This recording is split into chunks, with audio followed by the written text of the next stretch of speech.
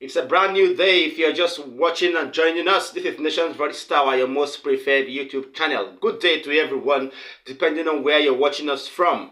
Now, my name is Angelo, your anchor. First on the list of my updates, I have lots of viral videos that have touched our table and have been going so popular within the last 24 hours.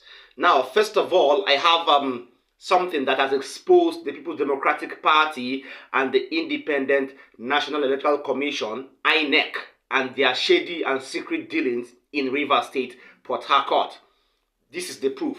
Now, a senatorial candidate in Rivers State, one Mr. Woru Ekelechi Benjamin, under the canopy of the Labour Party, has revealed lots of secrets that were hidden in the Rivers State senatorial elections, and the role the INEC and the role the PDP also played during the elections.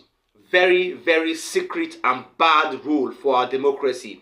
He exposed that INEC had even given and issued the certificate of return to the PDP senatorial candidate even before collation was completed. Seriously, is this supposed to happen? Really? Alright, let me allow you watch the video clip where that evidence came from. So you would have to understand more the shady deals that INEC and PDP have been into in Rivers State. Wike has done so much harm to this country. Stay tuned. There are a lot of interesting things that were revealed in this tribunal. First, it was revealed that INEC issued certificate of return to Olusegun and the PDP on the 1st of March 2023. However, Olusegun and the PDP were declared winner of the Rivers East Senatorial District on the 2nd of March. So it's a case of someone having a certificate before he sits for an exam. So it was a predetermined process. INEC had issued a certificate of return to PDP and Olusegun on the 1st. However, they concluded the electoral process, the counting of the results on the 2nd, and he was announced winner on the 2nd of March. So the question is, how come a certificate of return was issued to him on the 1st of March, only for the results to be tabulated and announced on the 2nd of March? So it means there was a predetermination of who or what the outcome of the election will be. So this is part of the shenanigan that was PDP and its cohorts, that the INEC in Rivers State. You should be wondering, why is it that the tribunal was moved from Rivers State to Abuja? Because of insecurity perpetrated by the PDP. The PDP demarketed Rivers State, and that is why we are here in Abuja. They had no results. They manipulated their results.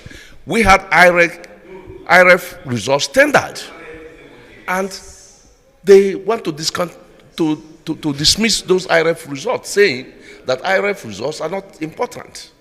I mean, it is just electoral malfeasance. It shows the manipulation, the shenanigan that was the Wike-led administration in Rivers State. It is most unfortunate. I believe that the court is the last hope of the common man, and we believe we will have justice in court, and that's why we're here. All right, you've heard it there. That is the senatorial candidate from the Rivers State part of the country, and then he is also a Labour Party candidate. And although the case is still at the tribunal, but this particular thing or occurrence is not supposed to be happening in this country.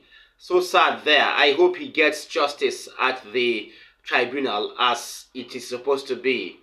Secondly, the presidential candidate of the African Action Congress, AAC, Omoyele Sowore, as usual, has called out President Bola Asiwaju Tinubu again and his administration.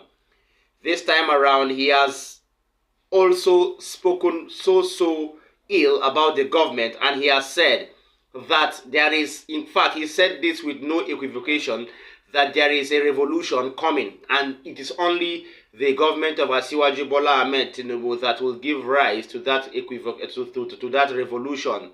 I beg your pardon. Why did he say so?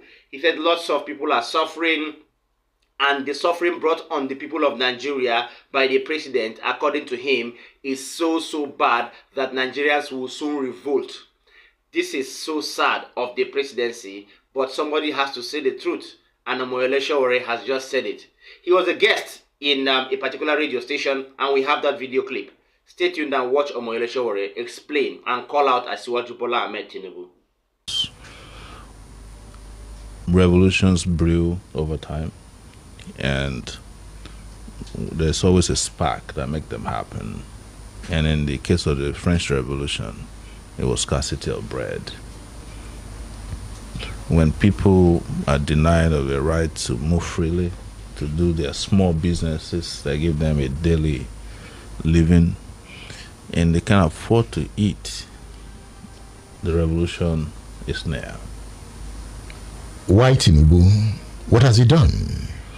Tinubu, in 54 days of being in power, has introduced the highest level of suffering that's dislocated, policies, I would say, that's dislocated the economy in such a way that there's nobody in doubt as of today that the government didn't mean well for the nation. And they're two-pronged. One is the floating of the naira. As of today, the naira is almost 900 naira to a dollar. It'll probably reach 1,000 naira to a dollar before the end of the year. And the bitterest one is the removal of fuel subsidy, which has now made it impossible for about 80% of the populace who are engaging in informal economic activities to be grounded completely. Are they grounded? They are. If people cannot afford to buy fuel to the point that they have to walk to and from work, then they are grounded. If people can no longer move from one place to the other to do their business because they've been priced out of their ability to do so, they are grounded. If people don't have wages that can support their basic needs, they are grounded. And there's no question about that as of today. And you can see that an attempt to introduce palliatives fell flat on its face almost as soon as it was introduced. You see palliative as insult to the Nigerian people. It is an insult, but most importantly is to technically understand palliatives. It is actually a medical terminology for splashing water on a disease that you don't want to cure. In the US, when they say somebody is undergoing palliative care, it's an end-of-life type of care. That is for diseases that can be cured or won't be cured. And to introduce that into Nigeria, to say, well, we will give you 8,000, not as individuals now, but as households, for 6 months. It's just more than an insult. It's not just an insult, it's a denigration of the Nigerian people. All right, you heard it there. That is true, because we can't have so much hardship, suffering, and hard times during a time when we ought to see a new Nigeria. We voted, and then our votes didn't count, and then we're having this. This is too much for Nigerians. I hope these things are really resolved with the quick wave of the hand, because if the tribunal doesn't do the needful as justice demands, then there is an issue somewhere. Or rather, the presidency should do something about the subsidy removal and the hardship on Nigerians, because people no longer eat well, people no longer transport themselves well using their cars or even public transport because of the outrageous amounts transportations now amount to. People don't even go to work. Some people don't even use televisions in their houses because of the high rate of things these days. So the hardship is much, and we hope we come to an end point where there is light at the end of the tunnel. Thank you so much. To our viewers, please like our videos, share them, and don't forget to drop a comment for us in the comment section. And I would also say, please subscribe to this channel and then tap the notification button or notification bell, so that when we drop new videos, you will be the first to know. Finally, former President Olusegun Obasanjo has bemoaned the troubles in Nigeria and the impunity and injustice.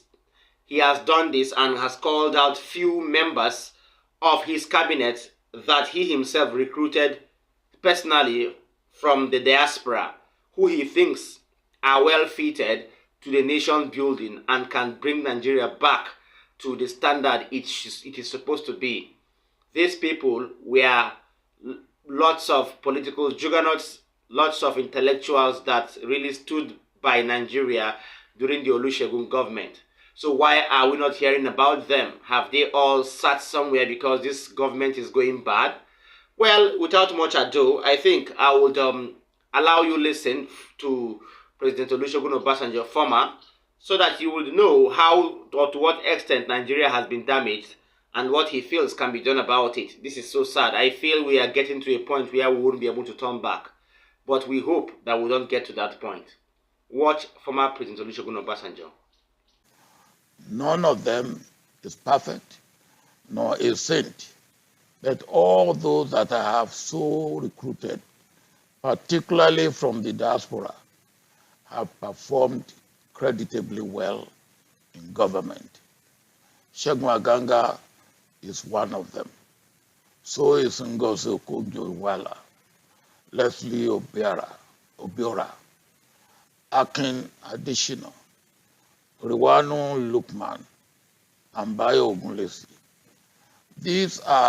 There are others who secured international appointments after their services at the national level under my watch. Among such distinguished ones are Amina Mohammed, Babatunde Oshotime, Ngozi Okonjo-Iweala, Obi Ezekwesili, and Akin Adesina, after he had initially been encouraged by me to serve at home. The point I'm making is that we have both at home and in the diaspora Nigerians who have attained world and best standard in their character, professions, attributes, performance, and reputation in all walks of life. With such men and women, why are we underperforming at home? But the beginning of charting a new course for ourselves is to admit our failure, because we have not always put the round peg in the round hole.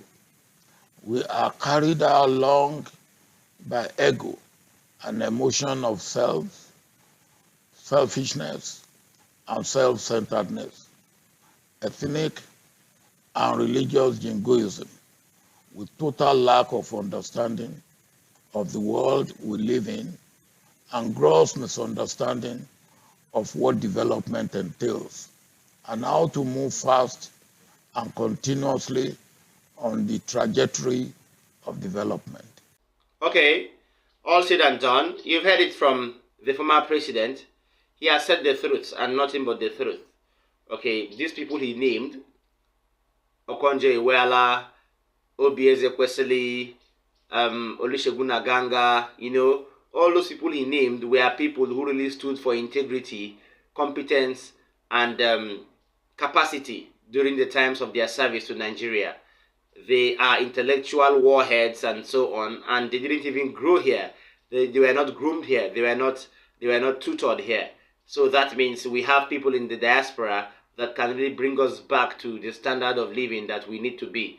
So why not do the needful so Nigeria can be a better place? I challenge the presidency and his cabinet to please do the needful. Don't bring back people who have no competence or capacity, please. There are people here that have been named.